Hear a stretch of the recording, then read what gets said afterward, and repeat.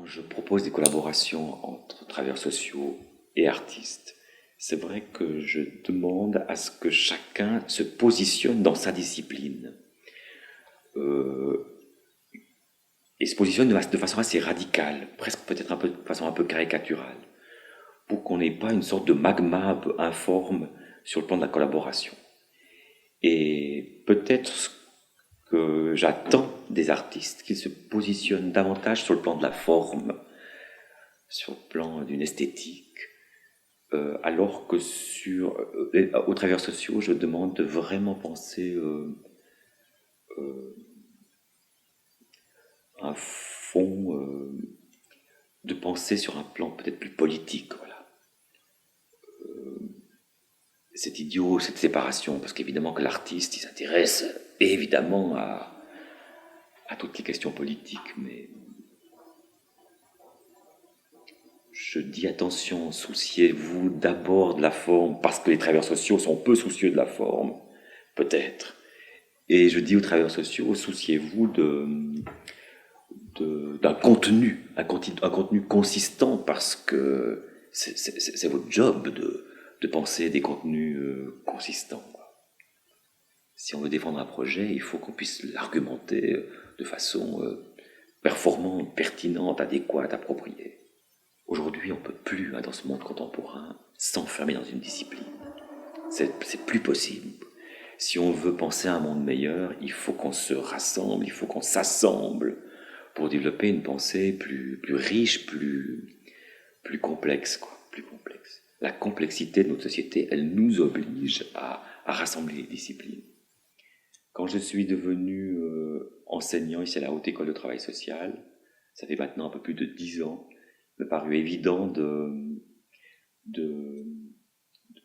croiser ces disciplines. Donc j'ai vraiment fait une proposition très concrète ici de construire un cours assez important puisqu'il dure un semestre. C'est à peu près 25 jours de formation, c'est un module consistant qui s'appelle Art, Travail Social et Espace Public.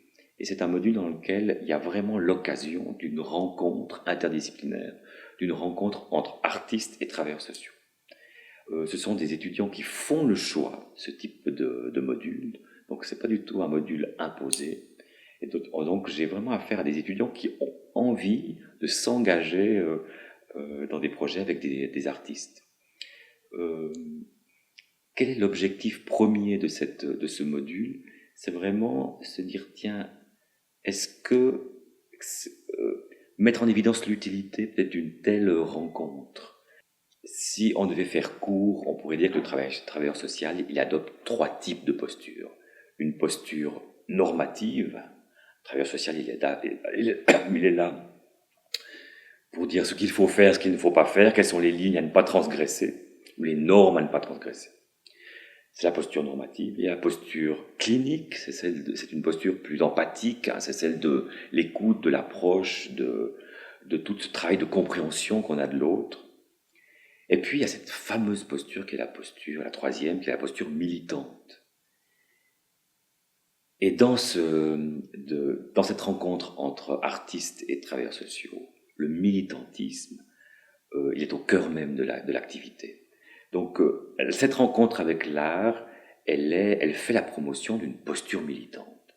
Une posture qui se tente de défendre l'opprimé, de défendre les inégalités, des rapports de pouvoir inqualifiables. Je crois que c'est ça qui est au cœur même de cette rencontre. Et c'est vrai que c'est passionnant parce que dans le champ de l'art, il y a une pensée toute singulière qui est très inspirante pour les travailleurs sociaux. Cette pensée, c'est celle d'un processus qui s'intéresse finalement assez peu à la finalité, mais qui s'intéresse au parcours, qui s'intéresse aux obstacles, qui s'intéresse à ce que l'incident peut produire. Dans le champ du travail social, l'incident fait plutôt peur, ou l'obstacle est plutôt décourageant. Et c'est la finalité qui nous obsède, qui obsède le travailleur social. Et c'est comment à tout prix arriver à atteindre cette finalité. Donc là, dans cette rencontre, les paradigmes ou le paradigme du travail social s'assouplit, se nuance, euh, s'enrichit. Ce qui est en arrière-plan de tous les projets dans lesquels j'engage des étudiants, c'est l'audace, c'est la prise de risque. J'ai pas peur de l'échec, ça m'est très personnel, mais j'aimerais tellement aussi que les étudiants avec qui je travaille réduisent cette peur qu'ils ont de l'échec. Et qui finalement se disent, même à travers un processus un peu compliqué, difficile, voire même conflictuel, il y a des choses à retenir, des choses on peut en profiter, des choses dont on peut en profiter.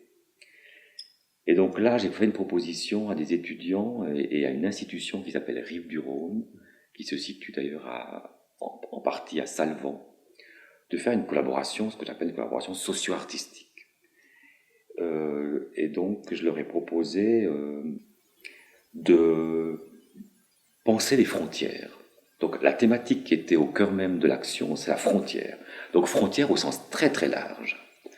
Évidemment que la frontière aujourd'hui, elle a une idée, elle est évidemment d'actualité avec cette question de l'immigration, qui est au cœur même de toute une pensée politique. Là, moi j'avais envie aussi d'élargir à la frontière. C'est le rapport à l'altérité, c'est ce rapport, c'est ce rapport entre l'autre et soi, quelle frontière. Bon. J'ai acheté 3-4 kilomètres de banderoles jaunes. J'ai constitué avec cet ensemble, on était une soixantaine de personnes, des sous-groupes. Chaque sous-groupe avait une fonction particulière, fonction dirigeante, fonction soignante, fonction de justice, fonction policière. Chaque sous-groupe avait donc une fonction. Je leur ai proposé, on s'est déplacé en forêt, on a occupé un territoire. Et je leur ai dit à tous, construisez les frontières. À partir de vos fonctions, à partir de ce que vous ressentez dans cette communauté, construisez des frontières. Et on a fait une photographie très très belle d'un certain résultat. Donc on voit bien que cette proposition, elle peut paraître complètement absurde. Et pour les travailleurs sociaux, d'emblée, quand je propose un tel projet, je dis, mais on va où? Vous faites quoi? C'est quoi ce projet complètement irrationnel, j'ai envie de dire. Ce qui était magnifique, c'est que tout le monde s'est engagé. Tout le monde s'est abandonné à cette idée un peu absurde. Donc c'était déjà une réussite, l'idée de l'abandon.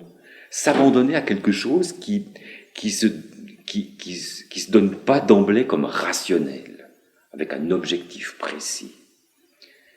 Le processus a été assez incroyable parce que justement on y a vu quelque chose. C'est-à-dire que les frontières se sont construites de façon très pensée, très, très calculée, très structurée. Et plus le temps passait, plus le chaos s'est mis à régner. Et du coup, c'est toute la question de la temporalité qui s'est mise aussi à émerger dans la réflexion. Temporalité, frontière, et on s'est dit, tiens, il y a quelque chose qui se joue comme un mouvement de balancier quand on pense frontière. On est d'abord dans quelque chose d'extrêmement structuré, carré, quadrillé, pour ensuite partir vers quelque chose de plus chaotique, plus désordonné, et puis ensuite, prenant conscience du chaos, on revient vers quelque chose de plus structuré. Donc il y a toujours, dès l'instant où on pense temporalité et frontière, on est souvent dans un mouvement de balancier entre quelque chose qui cherche à retrouver l'ordre, quelque chose qui cherche à s'émanciper, à transgresser. Bref, une réflexion qu'on pose avec des étudiants, qu'on pose avec des adultes qui sont en souffrance. Rives-du-Rhône, c'est une population accueillie qui souffre de problèmes d'addiction. Tous ensemble, on partage ces réflexions. C'est passionnant. C'est passionnant. Et c'était passionnant. Et ce que j'ai beaucoup apprécié, c'est que le résultat formel, cette photographie qu'on a réalisée en format un peu monumental sur un tissu, était très belle. Donc il y a aussi quelque chose d'extrêmement... l'art nous permet aussi de valoriser une démarche, une démarche qui était vraiment passionnante. Donc il est aujourd'hui, cette œuvre qui a résulté de ce processus, circule entre les travailleurs sociaux, avec l'institution, chez moi, ici, à la HES.